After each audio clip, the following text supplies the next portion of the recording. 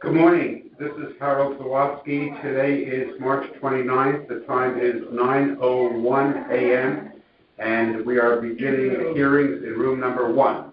Thank you. Morning, Harold. Good morning. Do you have your own sworn statement sheet? Yes, I do. You do. So you're okay with that? Okay, Yeah, perfect. I'll take care of them. Okay, great. Thank you. Here's your 9 o'clock. Good morning, sir. Good morning, good morning. Have a seat, please. No problem. Oh, Jesus. Not easy to get around in our age, right?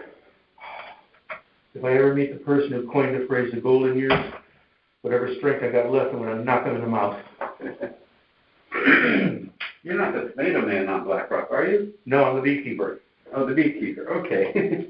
Well, you work hand in hand. You pollinate the plants. Yes. Sure. Okay. My name is Harold Zawodzki. I'm a member of the Board of Assessment Appeals, and I'm one of 9 volunteer members. We're going to hear appeals and hopefully wrap things up today with all of the appeals we have to hear. To begin with, let me mention that this is recording, and for the town records, you okay, sir? Yeah. Okay. COPD. And a bad ticker. All right, take your time and relax. You don't have to do too much here. And it is being recorded, and this phone on the white table here is picking up voices, so please use your outside voice and direct your what you want to say towards that phone. And I can see we're recording, so we're good to go. I've had my shot, so if you don't mind, I'm going to open up my mask a little bit. I had my first shot. I'm getting my second one Thursday. Oh, good. Good for you. You're halfway there. Yeah. All right. I just want to verify that we're talking about the right property. This is appeal number 597. 597. The address is 2788 Blackrock Turnpike. Your name is Christopher Wagenroth. Yes. You are the owner. The town has your property valued at $452,900. Today is Monday, March 29th, 12:21. The time now is 9:03 a.m. in room 1, and my name is Harold Zawodzki. So to begin, Mr. Wagenroth, I'm going to ask to swear you to be sworn in, and if you would then sign that paper that's on the table there that indicates your appearance and that you've been sworn in. So if you don't mind to raise your right hand, please. Do you solemnly swear that the information you shall give concerning the assessment appeal now in question shall be the truth, the whole truth, and nothing but the truth, so help you God? Absolutely. Okay, great. So this is your time, sir, to tell us why you're appealing and why you think the town's value is not correct. I'm supposed to hand you this. Okay. This is part of the instructions. I may already have it in the file, but I will take it from you. Please.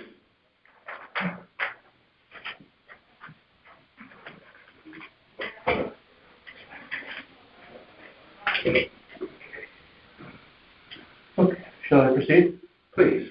Okay. The first item in your hand is a copy and dated of the petition letter that I'm supposed to give to you, and the inside of it. So you got the copy of the envelope of the day it was mailed and the day I received it, which was last Saturday. I was notified Friday by Karen of the hearing this morning, and I received the written notice on Saturday. Second item in that package I just handed you is a copy of the petition that I filled out.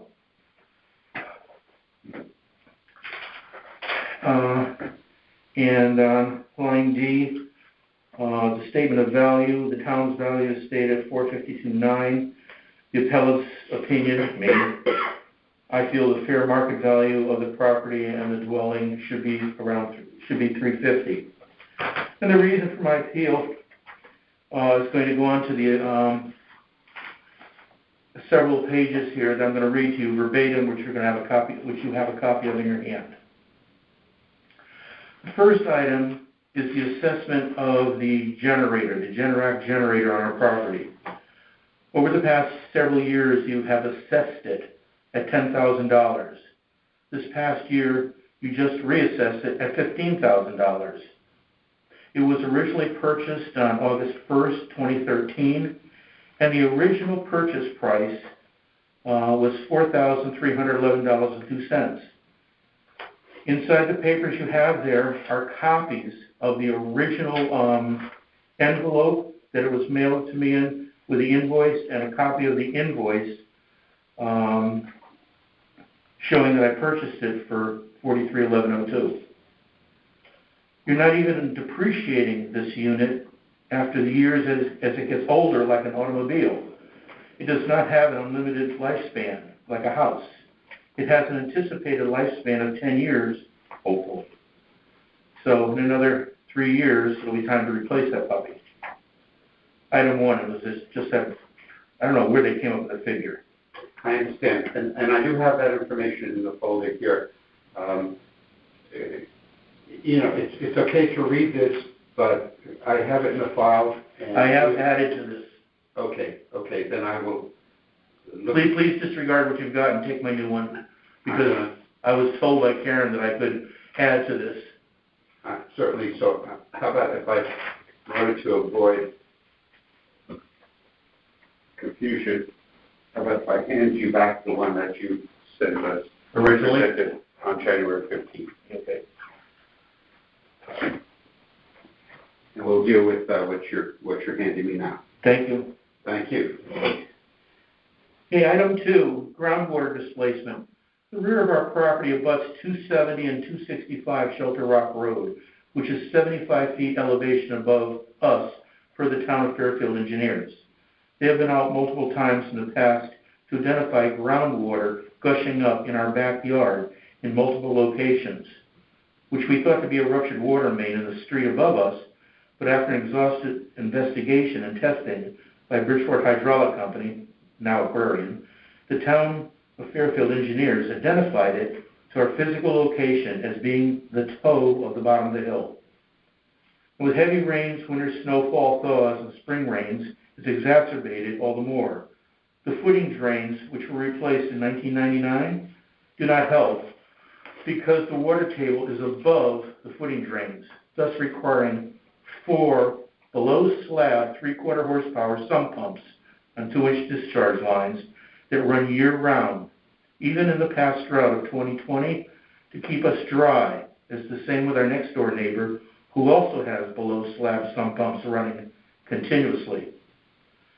Our next-door neighbor abutting us at 2768 Black Rock Turnpike is unable to place anything on their cellar floor and has raised their washer and dryer and furnace up in the event of a power outage. Before the generator was installed, when we had a power outage, within 4 hours we would have over 18 inches of water flooding our basement. This water level in the basement rose over the second riser of the cellar stairs and caused damage to our washer and dryer and furnace, and prohibited us from storing or enjoying our cellar by the time we ran to a rental center to acquire a portable generator. This water issue is so severe that it prohibits the use of our backyard during the spring rains and thaws because of standing water. Attempting to walk across it would cause you to sink up to your shins in mud. The ground is so saturated. The constant cycling of these pumps has caused our electric bill to increase over $150 per month on top of the usual $140 to $160. And we do not even have air conditioning. We don't have a pool either. There is constant standing water just 15 feet from our house at the adjacent property north of our property at 2800 Black Rock Turnpike. It's year-round and also comes from the elevated street behind us. It has standing water with skunk cabbage and Japanese bamboo thriving. This water issue is so severe that in the winter months, the runoff from the adjacent property down the driveway to the street freezes and requires a state of Connecticut sanding trucks to be dispatched in the middle of the night because of ponding and freezing across the highway, creating a very dangerous situation. State of Connecticut DOT supervisors have come out during the day to identify the origin of the issue and determine Because it is a natural occurrence, there is nothing that can be done to address it. Abutting property located at 2768 Black Rock Turnpike increased the severity of the water runoff from their property to ours when they installed a 512 square foot by 6 foot deep underground pool. This diminished underground saturation substantially. To help address the increase of runoff now entering our garage and south side of our home, we installed a 24 foot long by 10 foot wide by 16 foot deep dry well within 10 feet of their swimming pool to help address the situation. But it only served as our own below ground pool, which is full year round, and at times of heavy rains it overflows and runs down the driveway. Mr. Wagenroth. Sir. I'm sorry to interrupt, but in 4 minutes we have our next person. I am reading this and reading ahead of you, actually, so I am aware, unless you really feel it's important to get it on the recorded record, I do have the document that you handed me. I have a couple of questions since I've been reading ahead on this. Please. But please, if you feel it's necessary to continue, we'll just have the other people wait. So. Okay. Do you have anything from the town, from their inspections of the water problem? The engineering department has it all. We Yeah. kind of threw our hands up in the air after they came out and did their surveys. It was really an in-depth survey. They had all the answers and they explained it out to us. Very good. And I'm going to suggest that maybe we check with the engineering department. They were nice guys. They did a real in-depth investigation of the water. Okay, I didn't know if you had any of that documentation. Secondly, I'm well aware of the traffic issues on the street, and regarding your generator, I do think that the board will have to be able to take some action on that, because I'm not knowing the details of your generator, an amount was put in there that doesn't necessarily reflect, I believe, what your generator value actually is. So I think that there will be some action taken on that. Thank you. Regarding, so that's water and the generator, the house occupants, I'm sorry to hear about your illness and that of your Kathleen Casal. My wife, yeah. Who passed away. Oh no, she did not. I'm sorry. She did a birth. Yeah. I apologize for that. Certainly. Can I ask, are you a military veteran? I am not. I've got 20 years with selective service on the adjudication side of it. Okay, because the town does make some adjustments on taxes based on that, and also other conditions, income and the like. So I don't know if you might want to speak with the assessor's office and see if there's anything that could be done to, given your situation, to reduce your taxes in general. Once this has been adjudicated, my next step is to go next door or downstairs and ask for a reduction. Downward, thank you. Okay. All right, I have this information. Can I share with you what the next steps are going to be? Please. Okay. Oh, let me ask one question. Yes, certainly. Will other people see the document I gave you? Yes, the entire board will see it, and it will be published on the town record. Okay, good, thank you. So this recording and the documentation is posted on the town's website, and the decision will be listed in the minutes when we do our deliberations, and within 7 days after the board has deliberated and voted on your appeal, you will be notified by mail with the board's decision in 7 days. All decisions will be made, supposedly to be made in March, but now we're so far behind with 650 appeals that we've asked for an extension, and we're going to go into April and possibly even into May. So the decision letter won't get to you until within 7 days after we get to appeal this, but it will be heard during this session by the quorum of the members of the board, at least 5 members. If you're granted a reduction, if you're granted the request that you made, you can't come back for 5 years to appeal again. You cannot. You cannot. It's Understood. granted, it's set 5 years. If it's denied, you can come back again next year and plead your case again. I'm hoping to live 5 more years. I hear you. And if you disagree with the board's decision, you have the right to go to the state courts, which, given Don't worry about it. given this, This climate, forget it. details of this, it's up to you. Okay, and then put it that way. So I thank you for coming in. I think you provided very good information to support your case. But as I say, it's not my decision alone. We will meet with a quorum of the board, and the decision will be made. You will be notified of the decision. Thanks for hearing me. I thank you for coming in. And as I say, we will look into each of these 4 or 5 issues that you have and see what we can do to help you help with the decision. Let me put it that way. I can't say one way or the other. No worries. All right. Thank you, sir. Thank you very much for hearing me. If you can just let the young lady downstairs know that we're available for the next part. Gotcha. Can I leave this open? Yes, please. You got it. Thank you very much.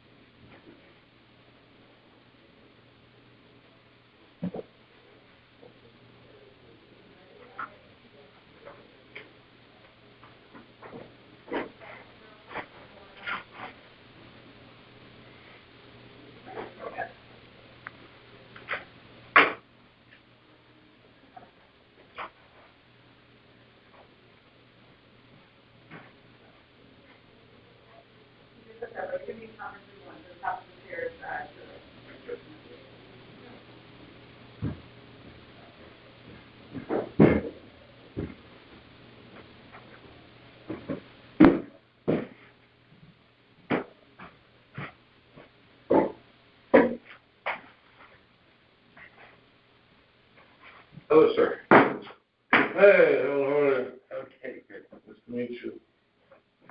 Take your hand, but I know the protocol is not proper right now. No, not for a while yet, I'm afraid.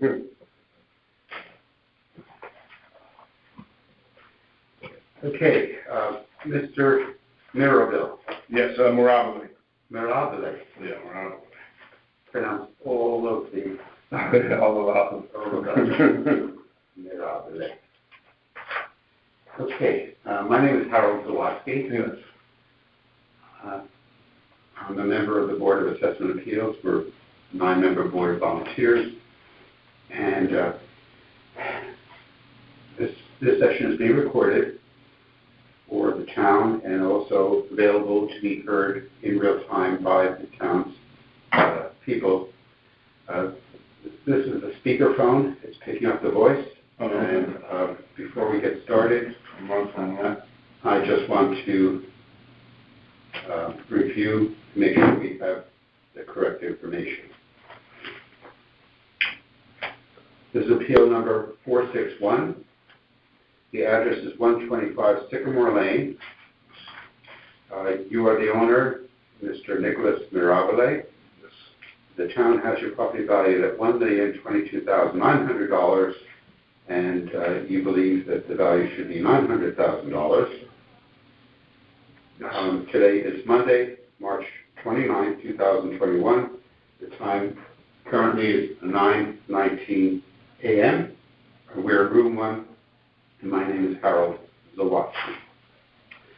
So the first thing I would like to do is to swear you in, so if you please raise your right hand. Do you solemnly swear that the information you shall give concerning the assessment appeal now in question shall be the truth, the whole truth, and nothing but the truth, so help you God? Yes. Thank you.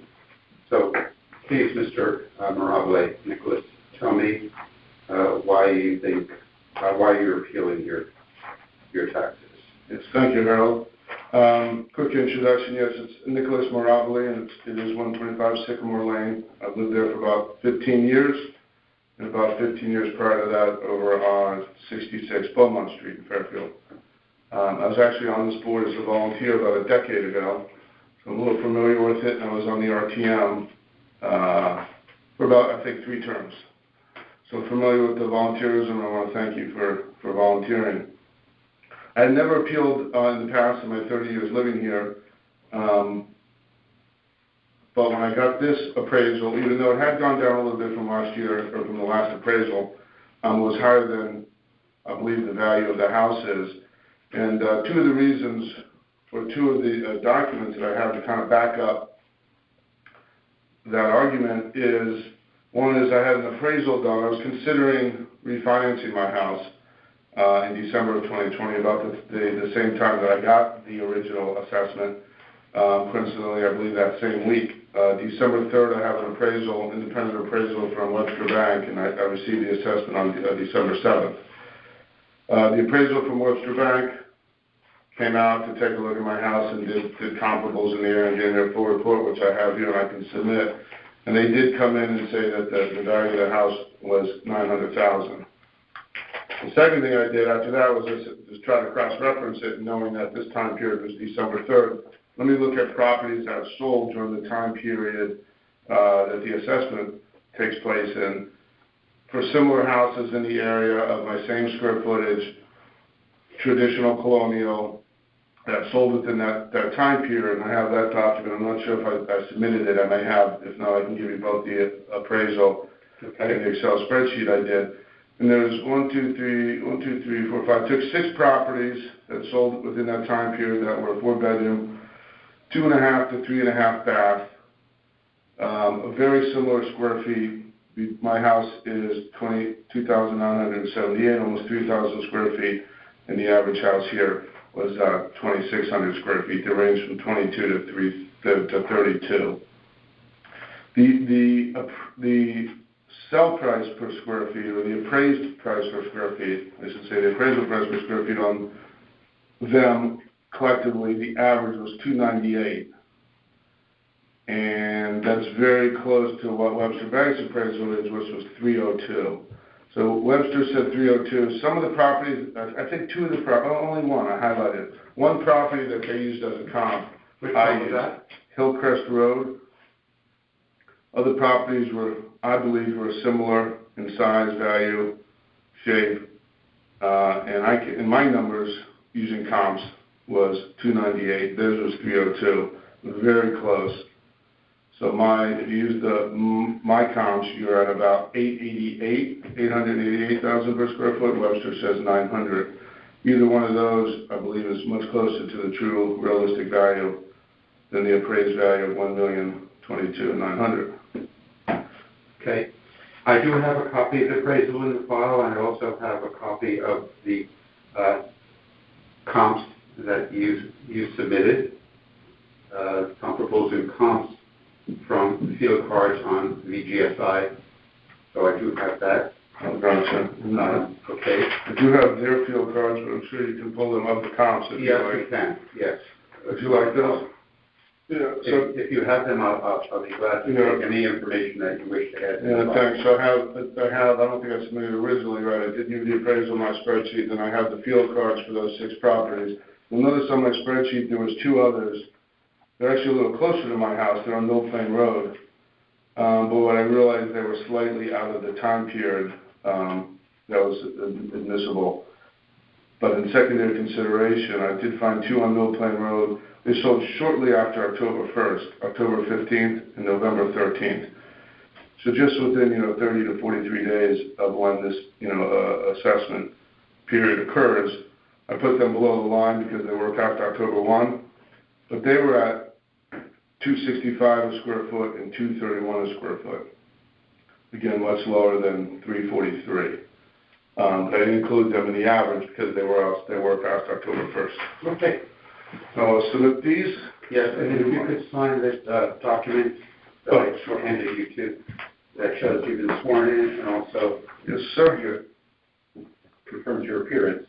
Yes, sir. And I'll take this, add it to the file as well. Thank you. Those are the field cards. Voila. And That's okay. so 29, and I sign it. Thank you, sir. You think you're coming back to the board next term? You know, I actually was involved for about 15 years, and then two of my children went into high school. And I said I had to take a step back. I had done RTM, as I mentioned, 3 terms, planning and zoning for a term, and then the Board of Assessment Appeals. So I was very active, and then I wanted to focus on them through high school. Both of them are now in college. Yeah. So I promised Brenda and a couple other folks, I said, okay, when they're in college and I'm over that high school hump, I'll come back. That's my promise. Well, you missed a good year with 650 appeals, but I think that next year could be quite active as well. So I think the board could benefit from someone with your experience. Well, I appreciate that. I'd love to. So is there anything else you want to say or add? No, I think that was an sufficient amount of time. Thank you, Harold. Okay, then I will let you know that the next steps will be the quorum of the board will meet to deliberate and review the information that you provided, and we will vote on a decision which you will be notified of in 7 days after the deliberations. And normally it would be done in the month of March, but we have requested an extension because of the large volumes of appeals we have yet to deliberate. So within the 7 days, whenever that might be, in our deliberation schedule, you will be notified of the decision. If you are granted your appeal, you cannot come back for 5 years. It will be set for 5 years. If you are denied your appeal, you can come back next year and appeal again. And if you are dissatisfied with the decision of the board, you have the right to appeal to the state courts. Thank you very much for coming in. And wish you health and good luck. Thank you. Appreciate it. Thank you. We're happy we were able to accommodate you at this late stage. Exactly. Thank you for the reschedule. And if you can let the young lady downstairs know that we're ready for the next. All right, you got your hands full. Thank you. Thank you. Oh, I like the stairs that go nowhere. Oh, yeah, there was to nowhere. It's like an old song from Right, I think I heard it. That's in the song. Thank you.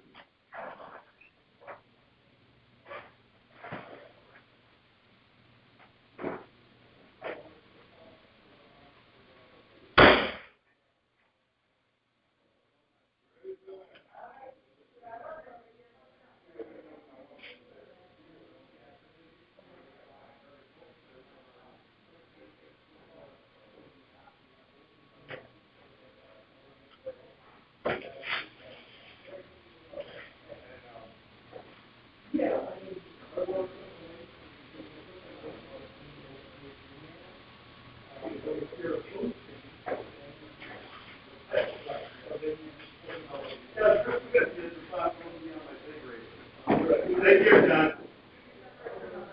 Thank you.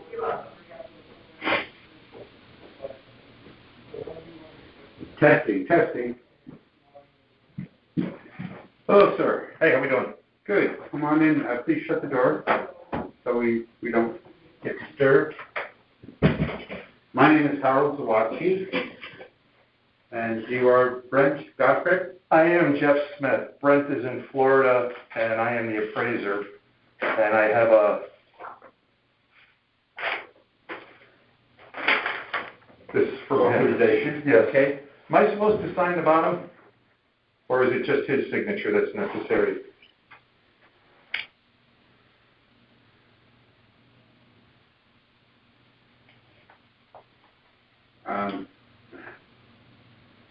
That's typically when it's notarized, because it says my commission expired. Oh, okay. But whose signature is this? That's the homeowner's. Okay. So we have an affidavit here that appears to be signed by Brent Gottfried, assigning Jeff Smith to represent him in this appeal. And I've just been handed an appraisal report dated October 1st, 2020 from Jeffrey Smith for the property located at 40 Carlin Drive in Fairfield, Connecticut. The owner is Brent and Joan Gottfried, for the record.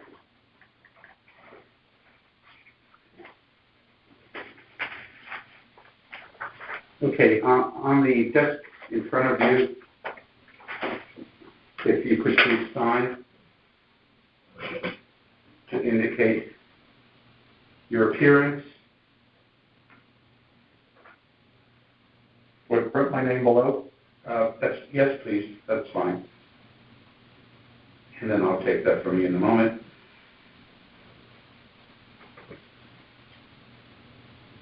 So, Mr. Smith, let me just confirm the information, the appeal. The hearing time is 9:31 a.m. This is appeal number 63840 Carlin Drive. The owner is Brent and Joan Gottfried.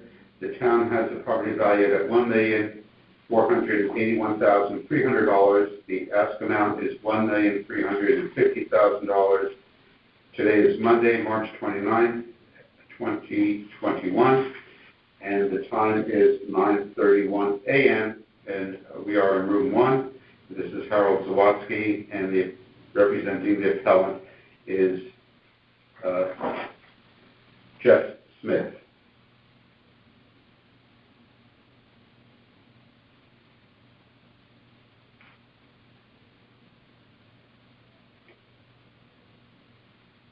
So, Jeff, you've signed the document that indicates your appearance and that you've been sworn in. Yes. So please tell me about the appeal. Okay. Again, my name is Jeffrey Smith. I'm a certified residential appraiser. I've been an appraiser for approximately 31 years. I grew up in the town of Fairfield and still live here today.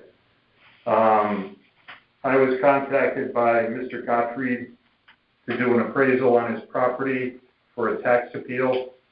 I did a physical inspection of the property on March 8th of 2021, and I have 6 comparables from the neighborhood. The first one is 77 Fern Street. It sold for $1,367,500 on July 17th of 2020. It was almost identical to the subject in square footage. The only significant difference is it had one less fireplace. It has an adjusted value of $372,700. The next comparable that I chose was 272 Puritan Road. It sold for $1,450,000 on August 21st of 2020. Similar, slightly smaller in square footage, and only had one fireplace. However, it was a newer home. It was built in 2013. The subject was built in 2004. It has an adjusted value of $1,483,800. Which address was that? That was comparable number 2. That was 272 Puritan. Okay. Do you have these? Oh, are you looking at the appraisal or? I'm looking at the summary sheet right now, but I'll go to the appraisal in a minute. Just want to review what's in here. Okay. Okay. Go ahead. Okay. The third comparable that I chose was 108 Colonial Drive.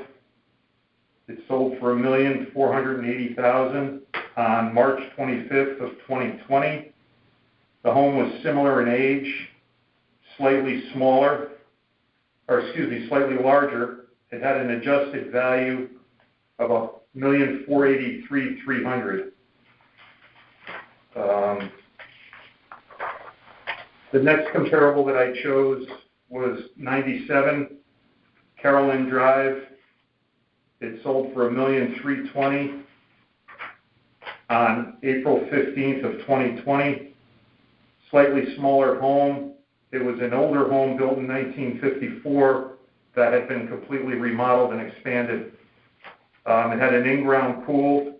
It had an adjusted value of $1,316,000 $1,700. The fifth comparable that I chose was 115 Lally Boulevard. It closed for $1,347,000 on December 23rd of 2019. It was similar in age. It was a larger home. It had an adjusted value of $1,326,500. And the fourth comparable that I chose was 81 Birch Road. It sold for $1,400,000 on June 6th of 2019. It was slightly newer. It was built in 2008. Very similar square footage, and it had an adjusted value of $1,406,600. And then to determine, I estimated the subject's value to be $1,400,000 as of October 1st of 2020, based on a correlation of the adjusted value ranges to the midpoint of the range. Okay, I follow that. I will ask, sometimes appraisals done for banks and other purposes use a time adjustment from the sales date to the October 1st date. Was any time adjustment made in your? No, sir. As you can see, especially the first two comparables, one was a July 17th sale of 2020, and the other one was an August 21st sale of 2020. Both very current sales. I didn't think that it warranted a time adjustment. All right.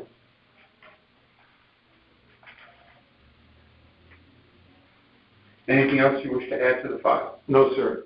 Okay. I thank you for presenting the petition on behalf of your client. Our next step will be to deliberate and vote on this appeal utilizing the information that you provided, and a quorum of our 9 members will meet to do that deliberation and voting. Within 7 days of our decision date, you will receive notice. Are you the No, you can recipient? No, I believe it should go to the homeowner. The homeowner, okay. The He'll be homeowner, back, I think he comes back from Florida tomorrow or Wednesday, he said. right, typical. Snowbirds. Within 7 days, you will receive notice. Okay. Given the backlog that we have, we are going to stretch our deliberations into April and possibly even the beginning of May. Oh, really? Okay. So it will take that long for us to catch up on the 650 appeals that we've heard. Have any of them gone out yet? I've had a few. Yes. Okay. Yes, we've completed almost 200. Okay. So those notices have gone out. And is this the last week of the hearings, at least, for you guys? Today's the last day of the hearings. So Okay. we're wrapping up today. And then it's full speed ahead on deliberations. But within a week after the decision, a letter will be sent out with the decision of the board. And if it is granted, the homeowner cannot come back to appeal again for 5 years. It'll be set for 5 years. If it's denied, they can come back next year. And if they are disagree with the decision of the board, they can appeal to the state courts. Can he, if you grant a reduction, but it's not the reduction of the appraised amount that was submitted, can he still appeal that next year, or next step has to go to court? That will be set. That will be set for 5 years. Okay. And the homeowner always has the option to appeal to the court. Okay. But if we grant in part, it will be set for 5 years until the next reevaluation. Okay. Very good. I will ask one thing of you, Mr. Smith, is this copy is going to be scanned and put into the public records.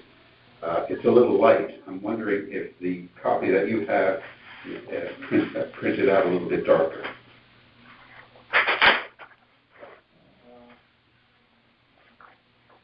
Might be. Okay, let's take a quick look. Just thinking about making sure that we can read it. And then here's this. It's pretty much the same. Here, well, did you look at the inside? It might not be as light on the inside with the dark. It's about the same.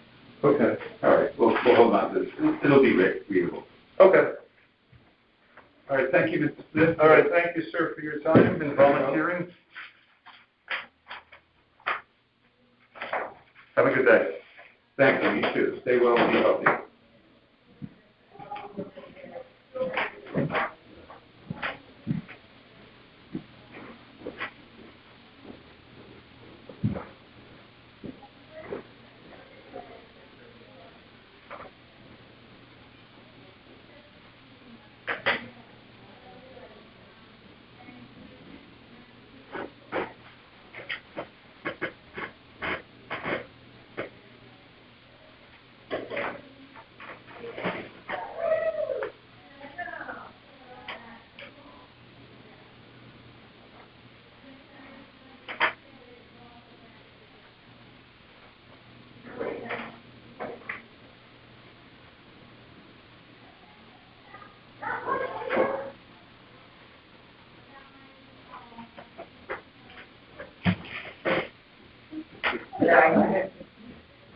Thank you. Just like making sure you know your 9:45 is a phone call. You've got a few minutes, I just wanted to make sure you knew. Yes, thank you very much. You're That's welcome. very kind of you. I'm going to give him a call now. Okay, perfect.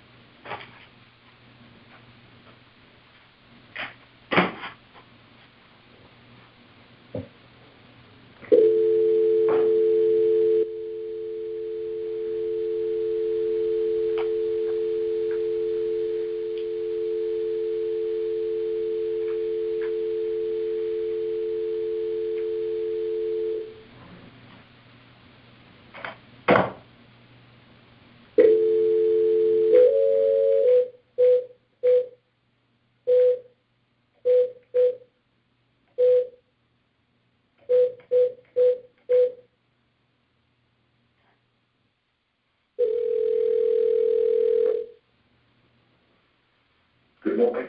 Good morning, Mr. Jacobs. Hello. Hi, this is Harold Zawatsky. I'm a member of the Fairfield Board of Assessment Appeals, and I'm calling today to hear your appeal Are you available now to speak? I am, very much, thank you. Okay. So I just want to go through the information I have on hand to make sure that we are referencing the correct property. The hearing time is now 9:46 a.m. And this is appeal number 248. It's regarding the property at 120 Pine Creek Avenue. Correct. You are the owner, Eric Jacobs. The Correct. town has the property valued at $1,575,200, and the ask amount is $1,393,740. And this is a phone hearing on Monday, March 29, 2021, and the hearing time began at 9:46 a.m. My name is Harold Zawatsky, and I am calling you from room number 1 in the old town hall in Fairfield. Okay, the next step, sir, would be to swear you in, and I will read this to you. Do you solemnly swear that the information you shall give concerning the assessment appeal now in question shall be the truth, the whole truth, and nothing but the truth, so help you God? I do. Thank you very much. So at this time, Mr. Jacobs, please tell me why you're appealing your assessment. Mr. Zawatsky, or if I can call you Harold. Harold, you're fine. Thank you. Thank you. Do you have the evidence I dropped off on Friday? Yes, sir, I do. So if you'd like to just summarize it for us, and then let me know if there's anything else you wish to add. We will utilize that information when we do our deliberations. Great. So I'm reading off the top page, which has argument facts itemized down the top. So my argument is that the October 1st, 2020 assessment does not account for the basis of the State Superior Court judgment, which resulted from the October 1st, 2010 assessment. So let me walk you through my argument. The first fact is that the property in question, 120 Pine Creek Avenue, is adjacent to a town right-of-way called Bowman's Way. And if you reference, I called it Exhibit A. It's a crop of a A2 survey. And if you have that in front of you, you can see the property on the right, long and narrow, with the house in the center, and then the Bowman's Way, the right-of-way, on the left-hand side, which provides the public access to the shore. And you can see there's a 4-foot separation between the house, the living space, and the right-of-way. Is that clear? Do you have any questions there? No, I understand. We've had other properties on Pine Creek Avenue that we've dealt with, so I'm familiar with the area. Very good. Thank you. The next fact is the right-of-way imposes a real and significant negative impact on the property in question, and by extension on the market value of the property. And as evidence of the impact, the negative impact that it has, I'll direct you to Exhibit B, which cites a letter from the Fairfield Police Department issued last summer, and I tried to highlight it there in the second paragraph. It gives some preamble. But in the second paragraph, it goes into details about how the public use of the right-of-way, Bowman's Way, has been adversely affecting the quality of life and the right to enjoy property of those properties adjacent to, in the vicinity of the right-of-way. And so this is evidence of the impact of town right-of-way on this property, which does have a material impact on the marketability of the property in question. Shall I give you a chance to read that, or any questions? No, that's okay. That's okay. I think that, sir, just to save you some time as well, I noticed that in the file there are 2 vision cards. Yes. One dated, well, They both pertain to your property at 120 Pine Creek Avenue. Yes. And I noticed the one that has a print date, at least, of 2/9/2021 has an appraised value of $1,575,200, which appears to be your requested amount. So it appears, and this is the first time I'm looking at this, but it appears that the town has made an adjustment based upon perhaps the court order, I'm not sure, but your current assessment is at the $1,575,200. Now, I will confirm that with the assessor's office. Right. But I believe that, well, I'm sorry, I'm going to add to my comments because I see that your requested amount is lower than that. It is $1,393,740. So I apologize for misstating earlier. So please continue with your notation. Okay.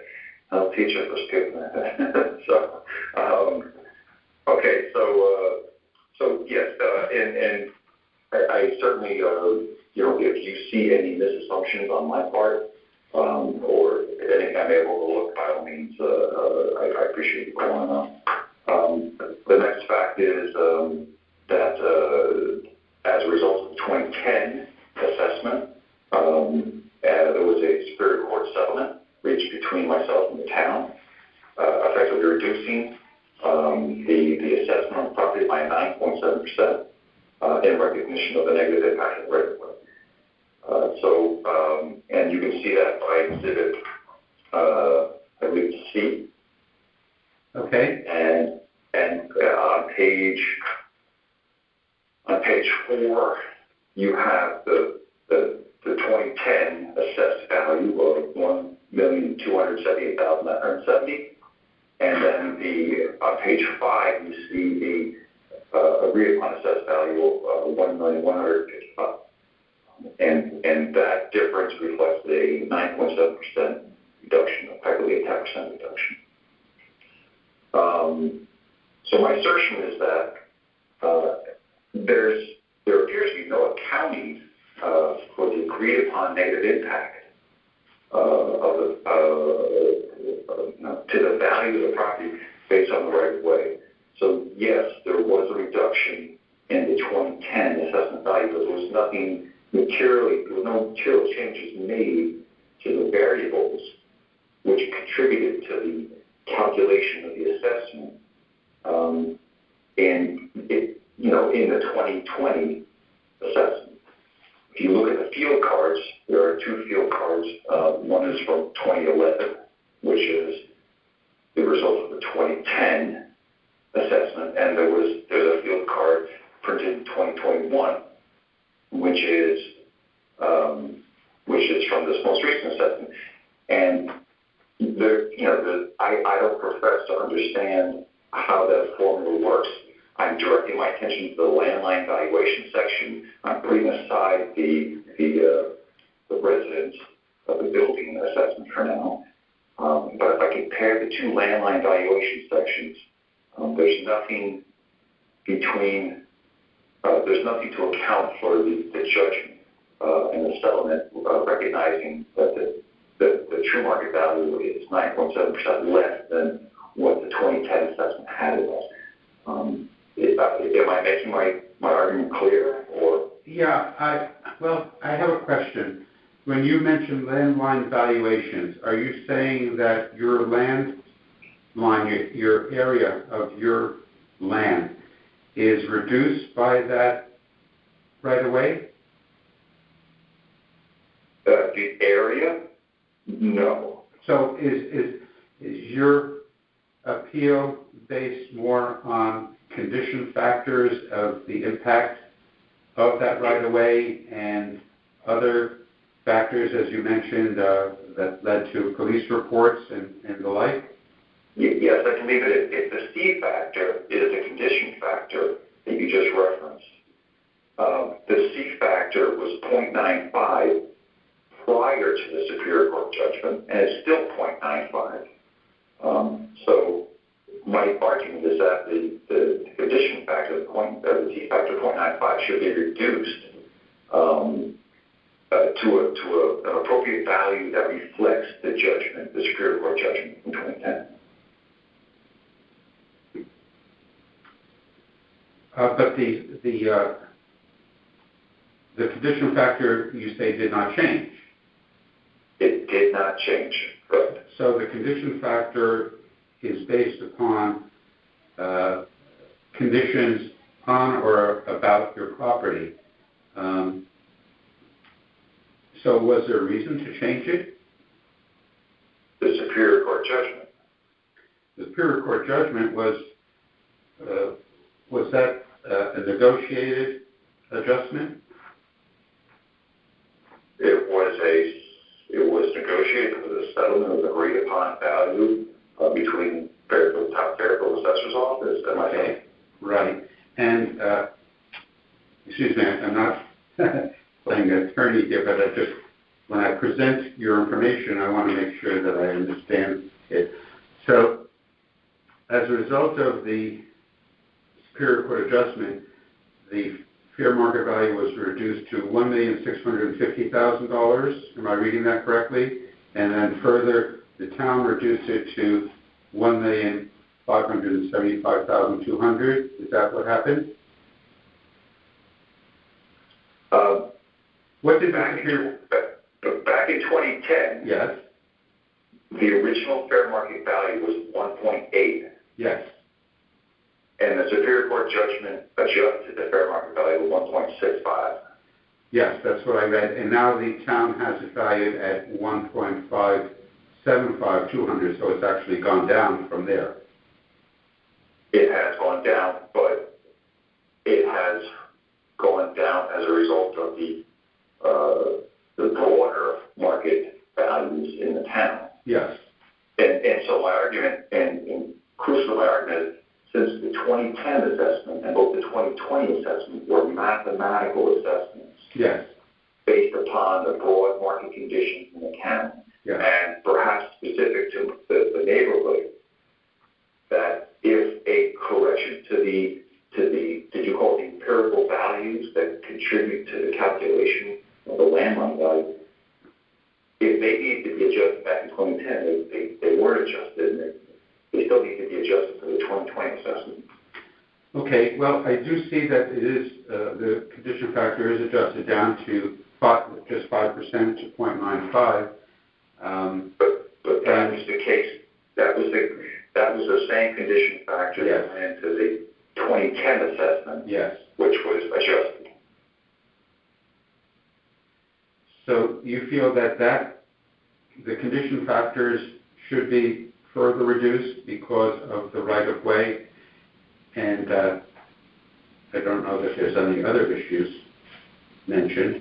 If that is the variable, if that is the empirical value, the condition factor is what is applied to, to either raise or reduce, in this case, hopefully reduce, the value of the property, the land, based Yes. on, in this case, the right of way, then yes, my argument is that should have come down to a level to incorporate the 9.7% reduction negotiated back in 2010. I understand, to the 9.7% reduction in the 2010? I'm writing this down. 2010, yes. 2010 reduction. Assessment. Court. Sorry. Court approved assessment, or let's say court decision assessment. Okay, I understand.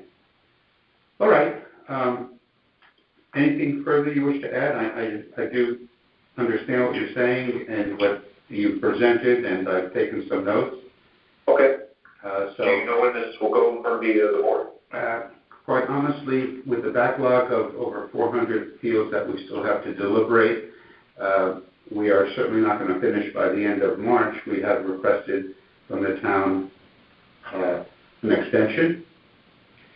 And the next step will be that a quorum of the board will meet to review your appeal.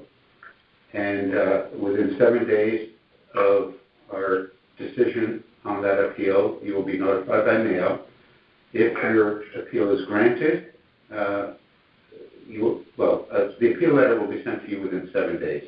And quite frankly, at this time, I don't know when exactly we will get to it, but we're trying to post notifications to give people some idea as to when we might get to that area of town.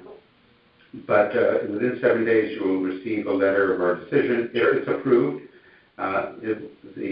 you cannot come back for 5 years. That amount will be locked in for 5 years. If you are denied, you can come back next year again and appeal again. And if you disagree with our decision, you have the right to appeal to the state courts, as you have experienced. So I do appreciate you taking the time today to present the information, and I'm glad that we were able to reschedule you and fit you in.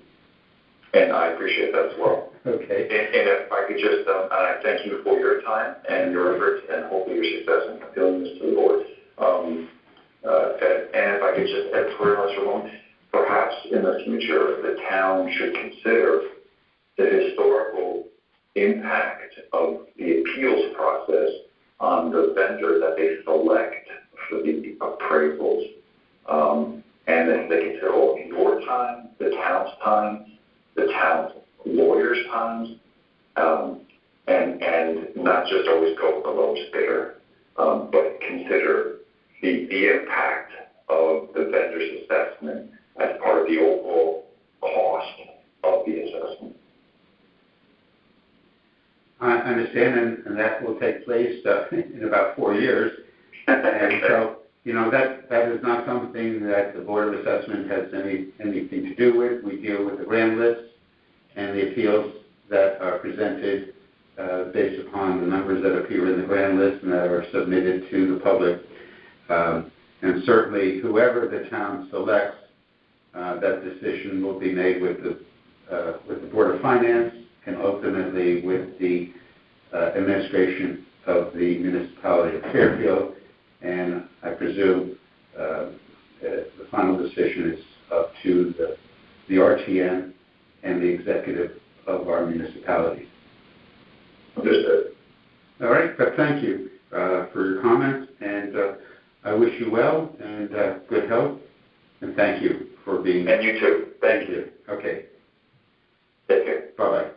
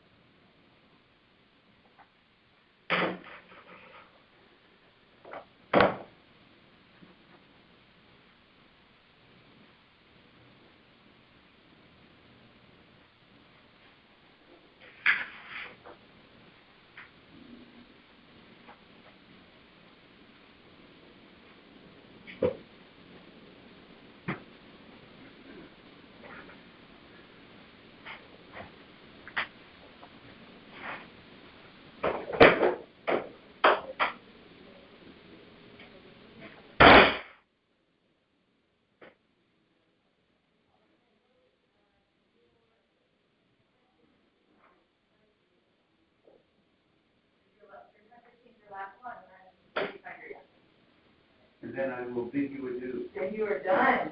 Well, done with this part. Done with this part. Thank you very much for all your help. Oh, you're welcome. I'll send. Could you have gloves for some paper for the printer? Oh, sure. Yeah, I'll grab it. Yeah. Oh, sure. I'll pick it up from here. Okay, we will grab it.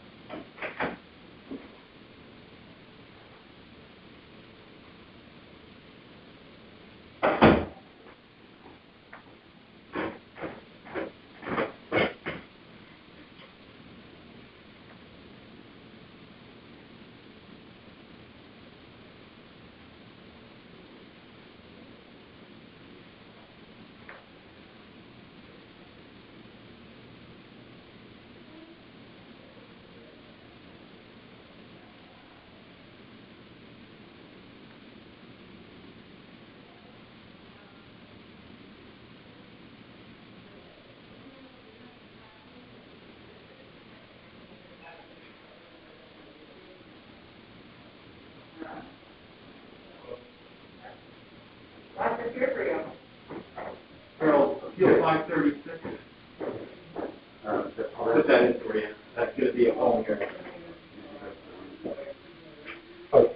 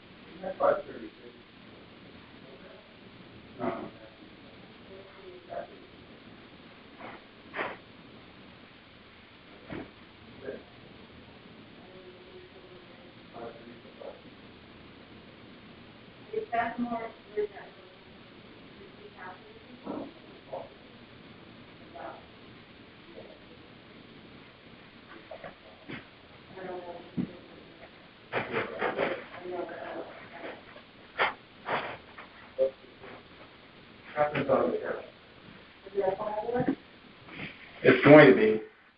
It could be a schedule that we messed up. There's a few of these reschedules. No, I don't have 536. I just did everything and I had one more left and the guy said, person I Do you have your cover sheet here? Yeah. One right there. I'm going to stop the recording for now. It's your last one.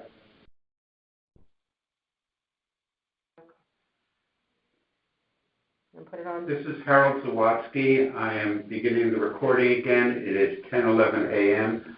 I'm in room 1, and today is Monday, March the 29th.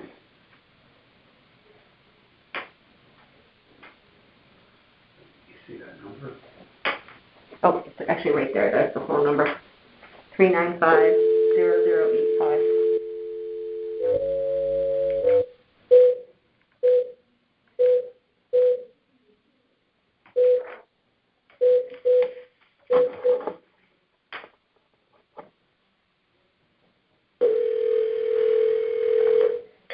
Hello?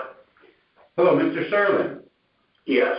My name is Harold Zawatsky. I'm with the Board of Assessment Appeals of Fairfield, and I'm calling you to hear your appeal today. Along with me is Kathleen Griffin, and she will be assisting with this hearing. And the first thing we'll do, by the way, this is going to be recorded for the town's record and also available to be heard by the public. Kathleen will confirm the information that we have on the property that you are appealing and then swear you in, and then you can tell us about your appeal. Okay? Okay. What was your first name again, sir? My name is Harold Zawatsky, and Kathleen Griffin will be handling your appeal along with me. Okay.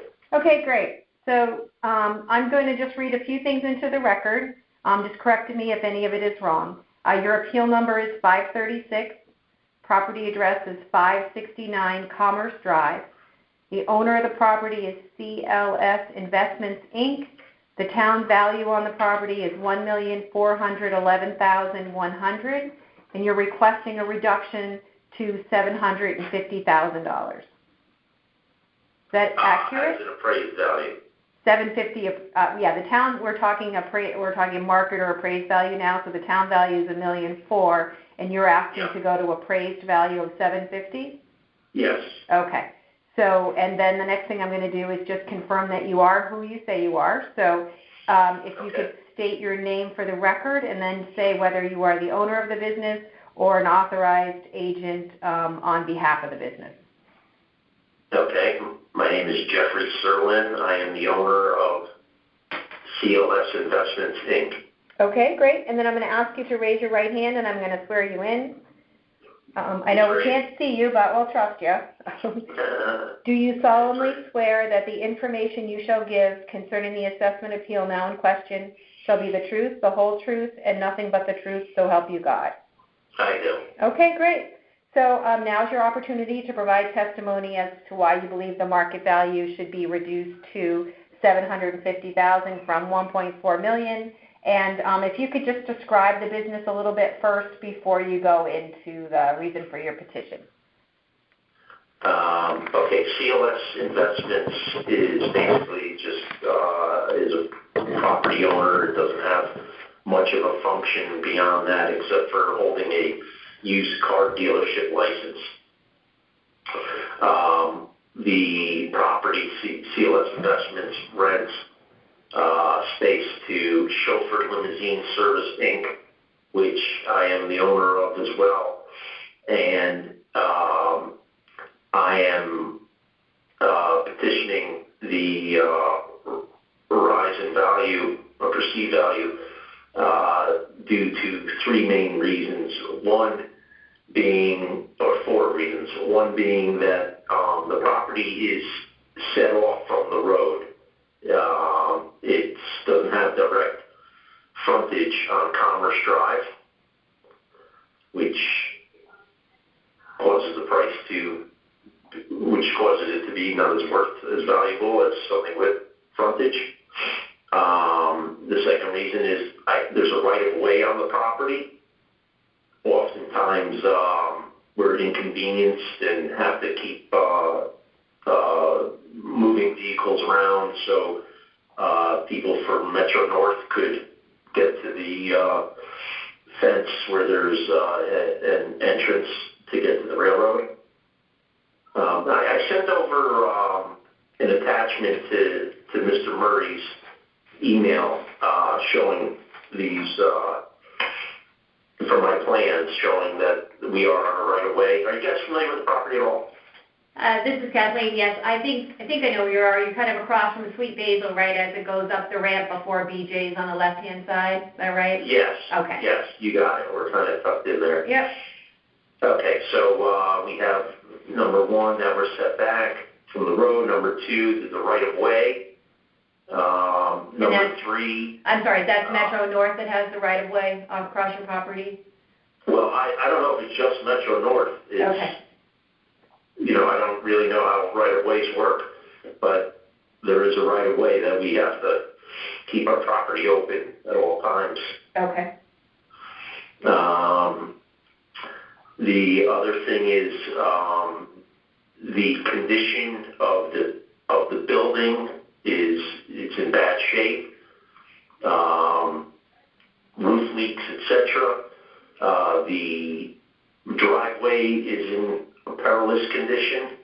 I keep spending money trying to patchwork it, but it's in bad shape. And lastly,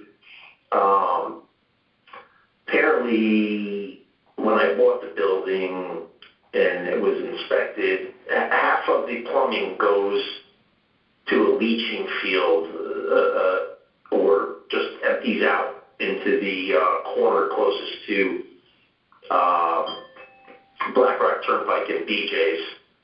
So we've had to turn off the water and the bathrooms, half of them in the building, because they were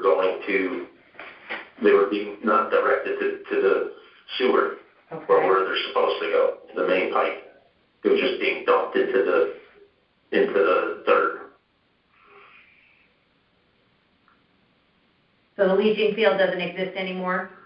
No, I don't think it was ever supposed to exist. I think whoever owned the building at some point pulled a fast one and tied in some of the plumbing here to just dump closer to the railroad track underground. Okay. And we noticed it getting mushy in that corner, Right. and then eventually brought in people and found out that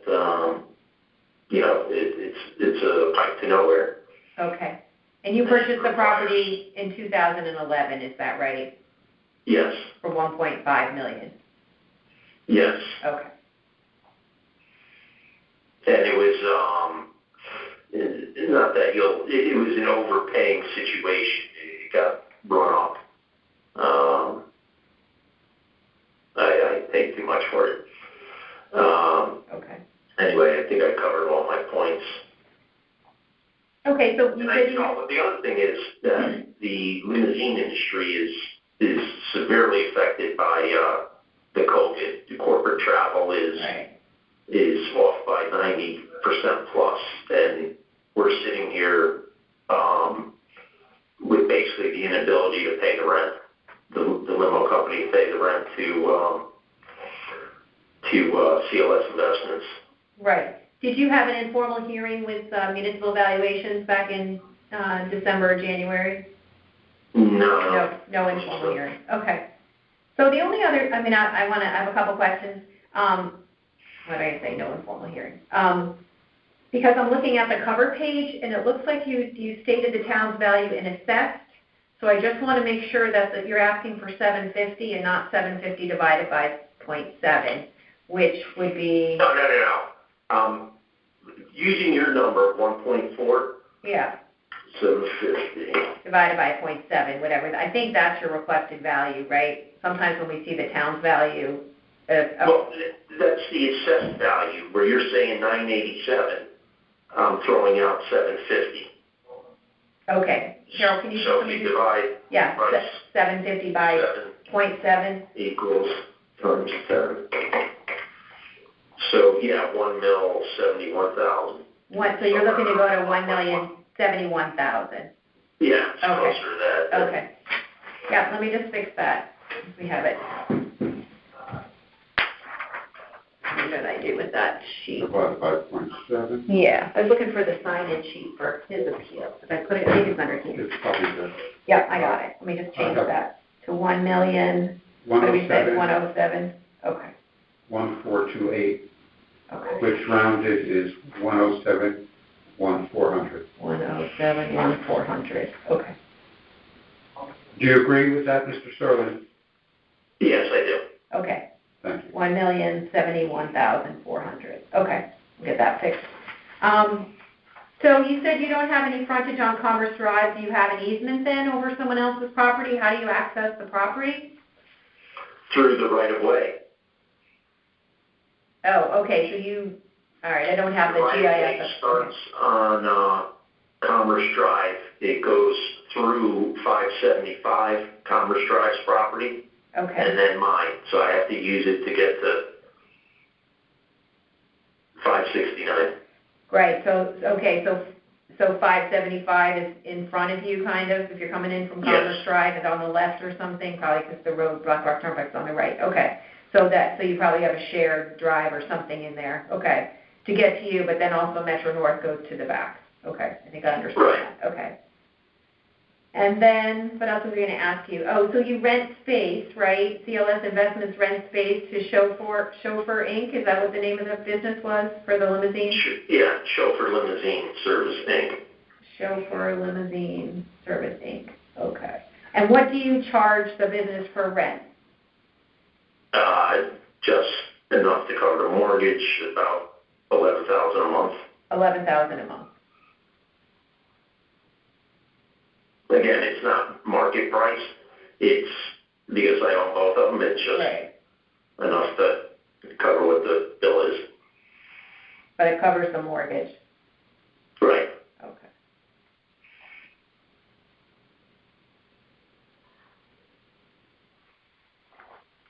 All right. Harold, do you have any other questions for Mr. Sterling, or any questions?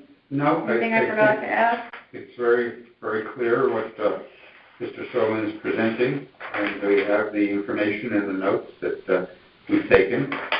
Right, I'm just looking at your card here. It looks like the land is valued at $824,300, and then the building at $457, and plus some improvements of $128.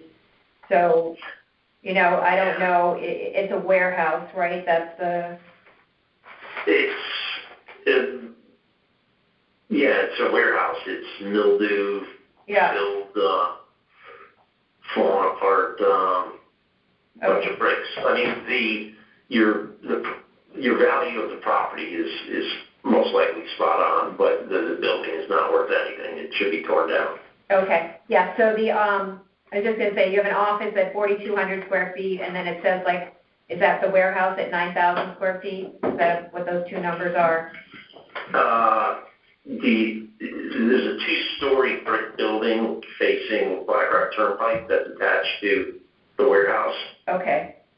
And in there, the bottom floors will be used for office space. Okay, so the two-story brick building attached to The warehouse.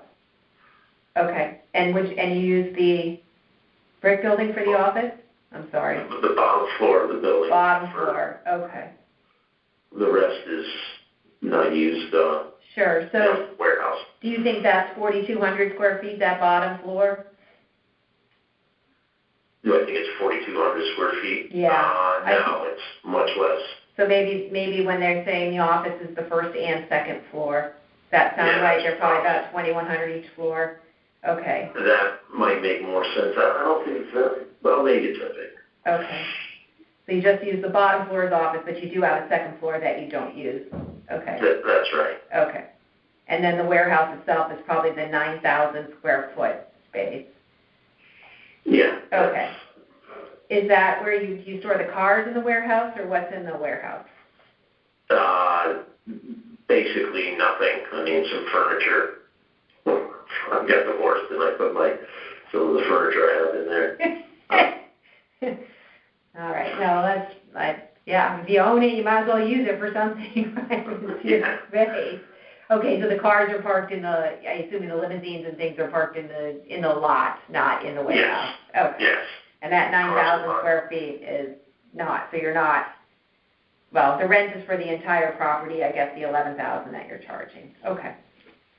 All right. I think I'm good. Harold said I think he didn't have any other questions. No, No? Okay, so do you have anything else you want to add to the record, or? No, just, it's rough. Yeah. Like I said, it's been over a year now that we're off over 95%. Can't pay our bills. So any help would be appreciated.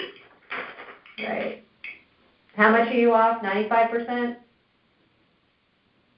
It's actually 98%, but I didn't want to sound dramatic.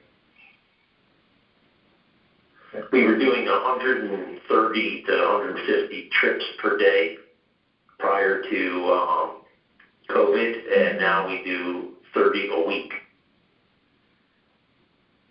So from 140-ish a day to 30 a week. Yeah. It doesn't even cover the electricity here. It's bad news. Right, I do know during the informal hearings, Chris Kieran, who did those for us, did speak with some of the, the property owners about the effects of COVID on their property. So, but if he didn't have one of those, he wouldn't have been able to make that valuation. So it's good to know that you did not, and also having those numbers is helpful. So thank you. Okay, so Harold and I will be presenting your petition to a majority of the board at a deliberation session for consideration and vote. You'll be notified by mail of the board's decision within 7 days. All decisions we hope to make by the end of April. If your appeal is denied, you can come back next year, and if you're granted a reduction, you cannot appeal again until the next reval in 5 years. And if you don't agree with the board's decision, you can take the next step and appeal your decision in court. Instructions on how to appeal in court will be in your decision letter. Okay. Thank you very much. Great. You're welcome. Enjoy the rest of your day. Okay. Thank Thanks, girl. Yep. Bye-bye. Bye-bye.